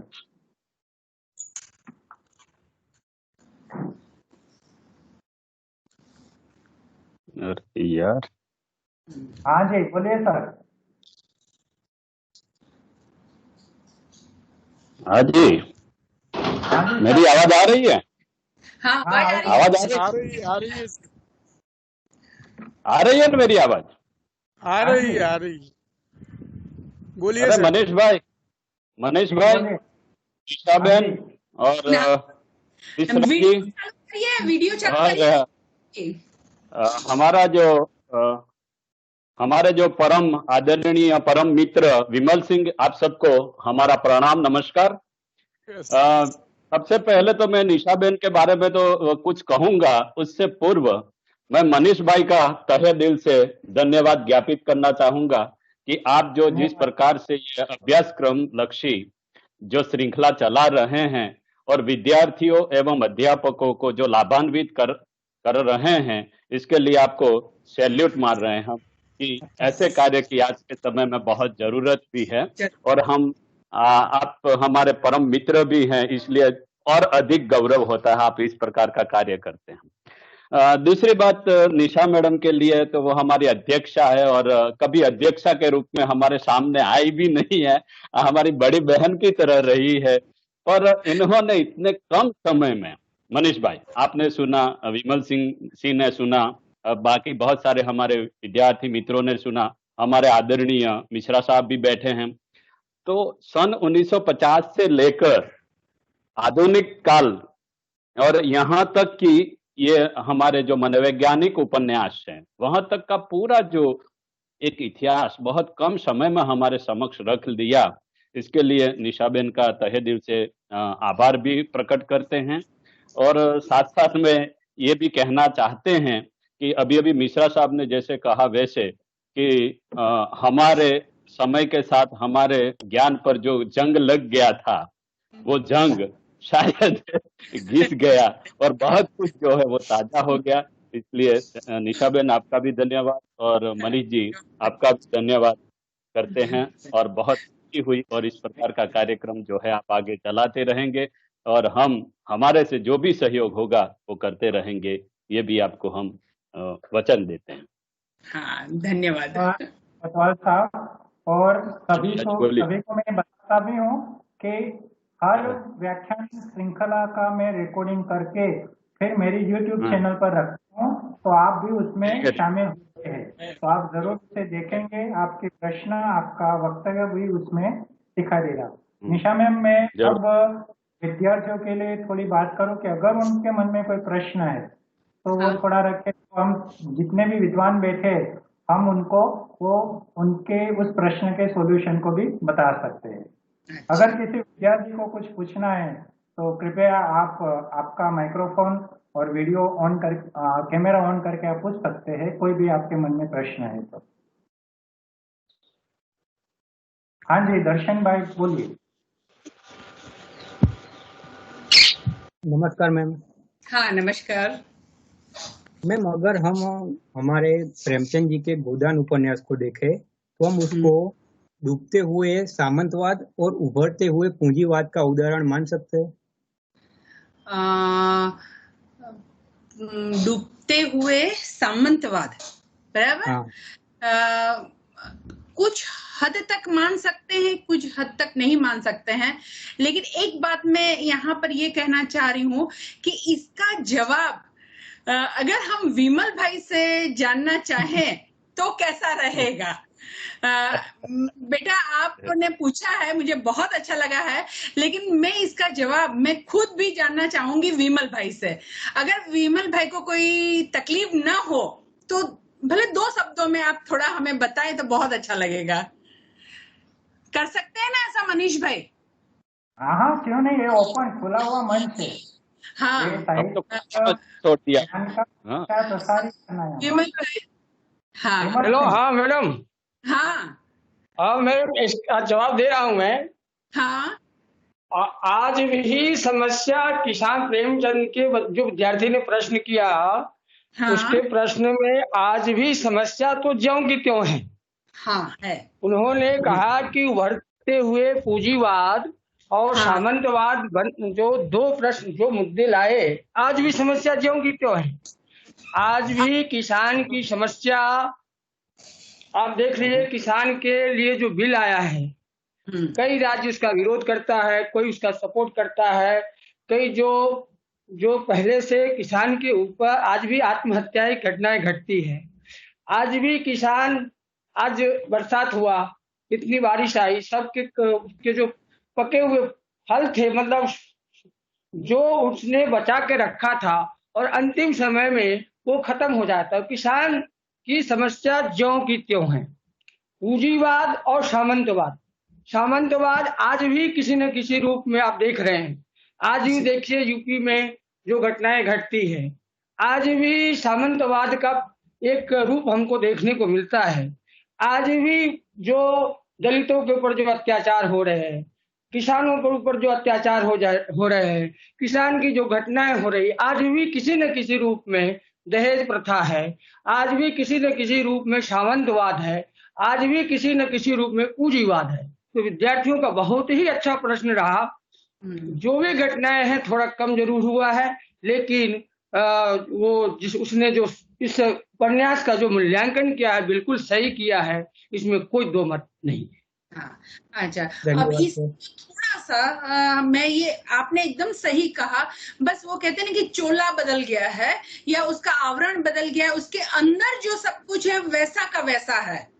पहले जो था वो ही आज है, लेकिन उसका जो रूप जो हमें दिखाई देता है वो थोड़ा बदला हुआ है। जैसे कहते हैं ना कि हम कान सीधा पकड़े या उल्टा हाथ घुमा कर पकड़े, ये वाली बात आज हमें दिखाई दे रही है। उसमें खास कोई परिवर्तन नहीं है। किसान गरीब है, गरीबी है, लेकिन एक परिवर्तन मुझे ऐसा कहीं ना कहीं लग रहा है कि वो जो गरीब किसान यानी गरीब, तो यहाँ पर जो पैसे वाला किसान है ना, वो भी अपने आप को गरीबी साबित करने की कोशिश कर रहा है। ऐसे नहीं है कि अब, लेकिन अपवाद है, अपवाद है। जो ये वास्तविकता की बात आ रही है तो यहाँ पर हम ये देख रहे हैं, लेकिन ऐसे कुछ गिनती के हैं। लेकिन वो जो समस्याएं जो पहले थी वो आज की आज भी वैसे ही है, उसका रूप रंग शायद बदला हुआ है। मुझे ऐसा लग रहा है। धन्यवाद विमल भाई। धन्यवाद विमल सिंह जी और निशा मैम और दर्शन। आपको आपके प्रश्न का उत्तर मिला भी होगा, और कोई विद्यार्थी के मन में कोई प्रश्न है तो आप बताइए हमें। नमस्कार डॉक्टर निशा मैम। नमस्कार। मैं Prajapati Amit, Shrimati RD. Shah arts and Shrimati VD. Shah commerce college Dholka और हिंदी विभाग की ओर से आपका आभार व्यक्त करता हूँ। आपने कठिन विषय को भी बहुत सरलता से हमें पढ़ाने का प्रयास किया है, वो हमारा सद्भाग्य है मैम।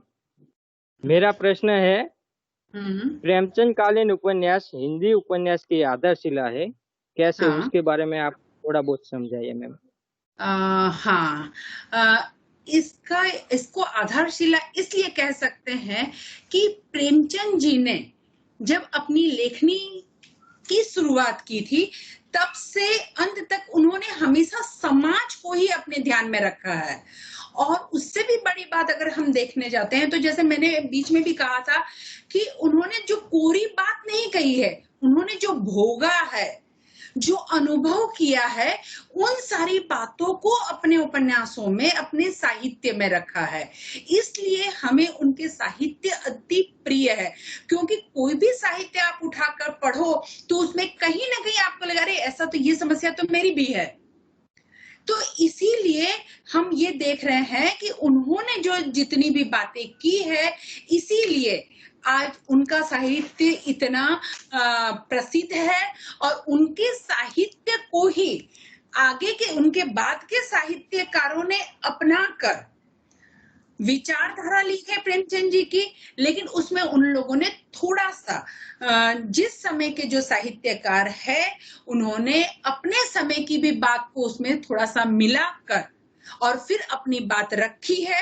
लेकिन अगर देखने जाते हैं तो बात वही है, व्यक्ति प्रधान, व्यक्ति की समस्याएं क्या है और उसके समाधान की कोशिश, ये सारी जो बातें हैं उनके साहित्य में हमें नजर आती है। और ये भी लग रहा है कि प्रेमचंद जी का साहित्य, जैसे कि मेरे ख्याल से हम लोगों ने निर्मला उपन्यास पढ़ा, अगर ये निर्मला का नाम इसलिए मैं ले रही हूँ कि अभी हम आप लोगों ने इसमें F5 में हम लोग पढ़ कर आ रहे हैं, इसलिए कि शायद ताजा ही होगा।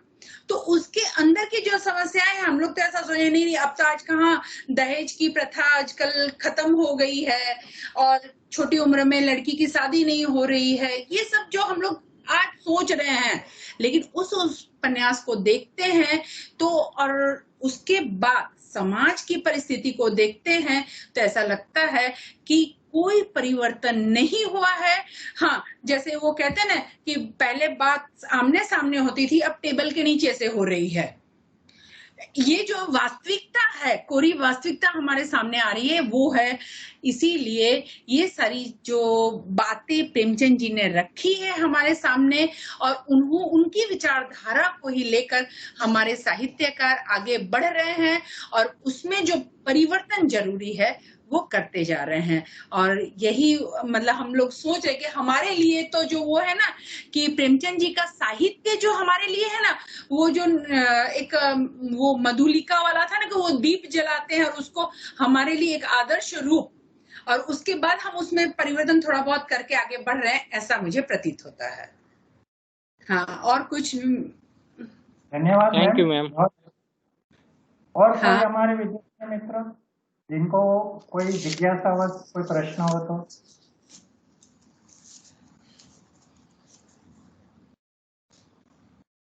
अन्य कॉलेज के विद्यार्थी भी उपस्थित है, तो उनके मन में भी अगर कोई प्रश्न है तो आप जरूर रख सकते हैं।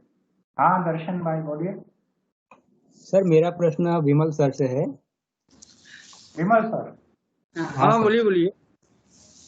सर हमने देखा कि गोदान उपन्यास, निर्मला उपन्यास प्रेमचंद जी का, इसके अलावा उनकी कुछ कहानियां भी है, जैसे कि बड़े घर की बेटी, बूढ़ी काकी की अलग योजा, फिर सदगति है, कफन है। ऐसी कहानियों में हम देखते हैं कि उन्होंने पारिवारिक समस्याओं को लेकर अपनी कलम चलाई है। तो प्रेमचंद जी को हम एक सामाजिक उपन्यासकार के साथ ही पारिवारिक साहित्यकार भी कह सकते हैं। परिवार परिवार के साथ ही व्यक्ति समाज का जुड़ा अंग हुआ है, परिवार समाज का अंग। दोनों एक दूसरे बिल्कुल। का अन्योन्याश्रित संबंध है। हाँ इसीलिए जहाँ परिवार होगा समाज होगा। और प्रेमचंद तो वही तो। 80 वर्ष पहले जो उपन्यास लिखे वो आज भी उतना ही प्रासंगिक है।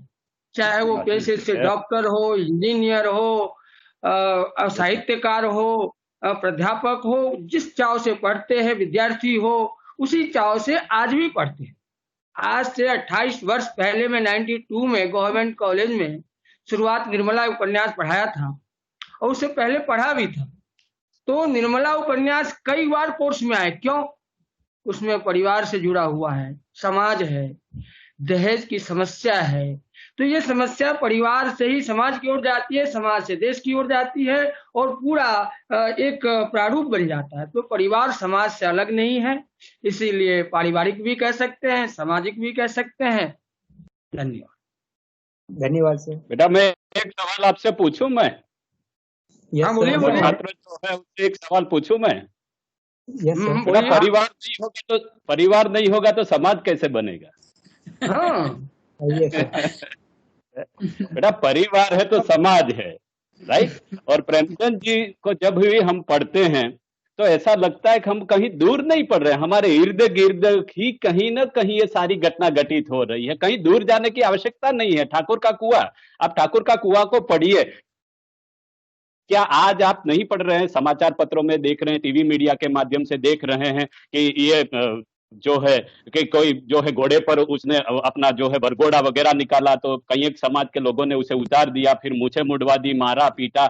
ये सब आज बहुत, आप निर्मला को देखिए, फिर बड़ेगढ़ की बेटी को देखिए। आज बहुत सारी औरतों की क्या स्थिति हो रही है, किस प्रकार ताने सुनने पड़ते हैं, किस प्रकार से दहेज के लिए उसको मारा जाता है, पीटा जाता है, या तो फिर डिवोर्स वगैरह हो रहे हैं। तो प्रेमचंद जी को पढ़ने के लिए कहीं दूर नहीं जाना पड़ता मेरे ख्याल से, मैं जहां तक समझता हूं। हमारे इर्द गिर्द ही, और यहां तक मैं तो इर्द गिर्द के दूर की बात कर रहा हूं, आपके घर में या हमारे घर में भी तो प्रेमचंद है और प्रेमचंद की कथाएं हमको मिल जाती है। ठीक है, गुड। एकदम सही बात है, एकदम सही बात है। दर्शन, आपको आपके प्रश्न का हल मिला होगा। और कोई हमारे विद्यार्थी मित्र अगर है तो वो पूछ सकते हैं, फिर हम आभार विधि करते हैं। किसी का प्रश्न है तो आप रखिए। मुझे ऐसा लग रहा है कि बहुत अच्छी चर्चा हुई है, तो प्रश्न तो बहुत सारे होते हैं और मुझे इतनी आज खुशी है कि एक साथ इतने सारे मित्र भी मेरे सामने है, तो विद्यार्थियों के लिए एक और अधिक जानकारी प्राप्त होने का मौका था कि निशा मैम तो मुख्य वक्ता है, जैसे विमल सिंह जी है, कोटवाल सर जी है, श्री प्रकाश मिश्रा जी है, तो उन्होंने भी अपने मत से विद्यार्थियों को संतोष प्रदान किया है। मैं आप सभी लोगों का हार्दिक अभिनंदन और धन्यवाद भी करूंगा। पर मैं ये भी खास कहना चाहता हूँ कि हमारे इस वक्त लेक्चर में सपना जी है, पल्लवी जी है, हितेश्री जी है, जन्नत जी है, राहुल जी है, हिरल जी, नितुन सिंह जी, माधवी जी,